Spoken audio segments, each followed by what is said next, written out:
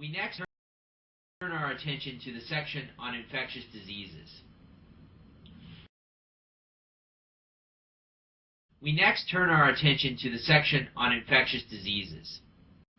Infectious diseases of the skin include viral, bacterial, and fungal elements. For example, warts, molluscum, and varicella are all viral diseases in the skin. Impetigo is a common bacterial disease of the skin, whereas tinea and candidiasis are common fungal diseases of the skin. Verruca, or warts, are caused by human papillomavirus. There are many variants of human papillomavirus, and the type of lesion created depends upon which HPV type one is infected with. Macroscopically, warts consist of papular nodular lesions with a verrucous appearance. Condyloma can occur in the genital and anal regions. Under the microscope, warts consist of epidermal hyperplasia, or acanthosis, cytoplasmic vacuolization, and atypical hyperchromatic nuclei, giving cholocytes, and generally a layer of hypergranulosis. Here we see the raisin-like nuclei of the cholocytes in a high-power magnification. Another viral illness common in the skin is molluscum contagiosum. Molluscum contagiosum is caused by molluscum contagiosum virus, a type of pox virus. Infection with this virus creates papular lesions with central umbilication, likened in many ways to a donut. Eosinophilic viral particles, called Henderson-Patterson bodies or molluscum bodies, may be identified under the microscope and are pathognomonic of this infection. Varicella is a viral disease caused by varicella zoster virus, also known as human herpes virus type 3.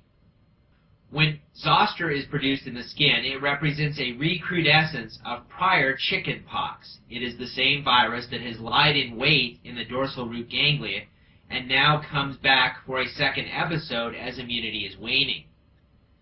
This second episode produces macules to vesicles to even pustules, and a burning pain may precede the eruption.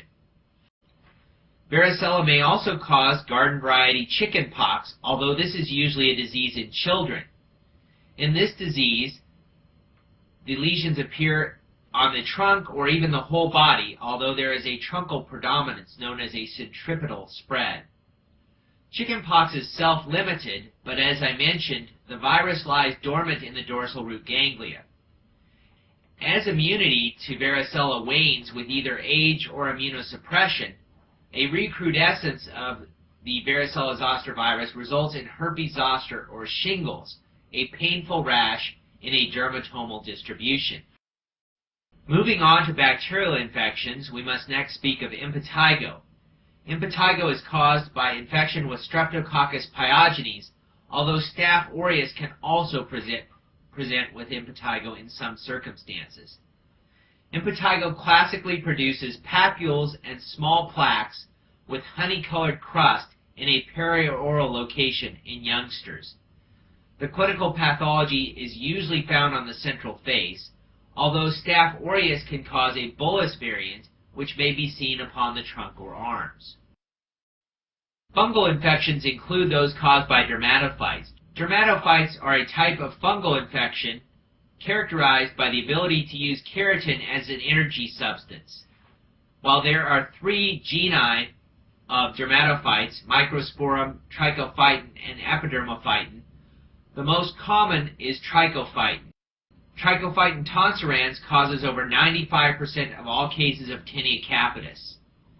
Tinea capitis causes alopecia with erythema and scaling and is often referred to by laypeople as ringworm.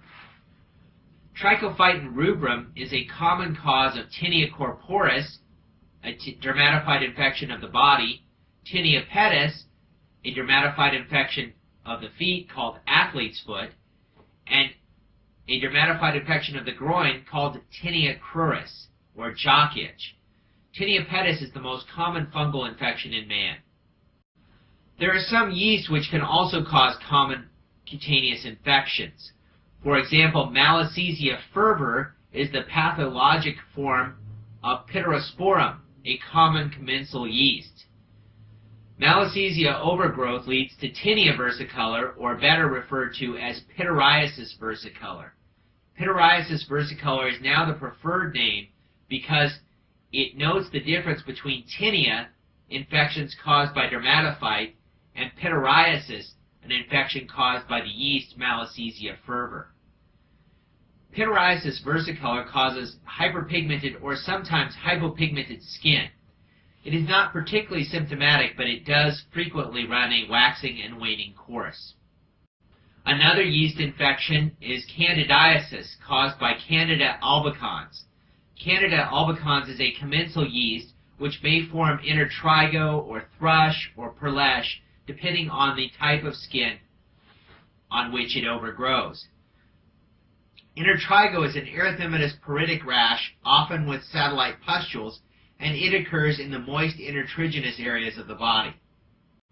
Treatment of all fungal infections is similar, with some caveats.